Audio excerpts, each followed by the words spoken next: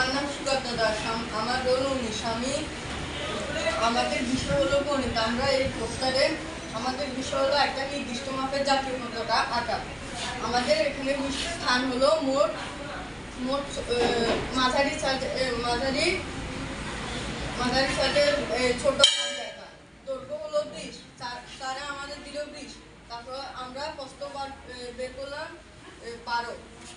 এখানে প্রস্থ বের করলাম 12।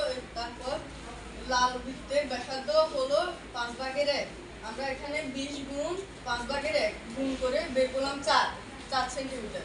এবার বের করলাম বাম দিক থেকে মাঝারি 20 ভাগের 9 ভাগ। আমরা এখানে 20 গুণ 20/9, এখানে 20 কেটে দিলে আছে 9।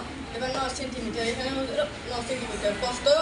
প্রস্থ এখানে বের করলাম 12 গুণ 2/1। এবার 2 দিয়ে 12কে কাটলে 6, আমরা বের করছি 6। তারপরে আমরা দলের সবাই মিলে একটা নির্দিষ্ট মাপ দিয়ে দৈর্ঘ্য হলো 20, প্রস্থ হলো 12, নির্দিষ্ট আকার একটা জাতীয় পতাকা বের করবো। সবাইকে ধন্যবাদ দিয়ে আমরা আমার এই দলগত কাজে প্রস্তাব শেষ করি।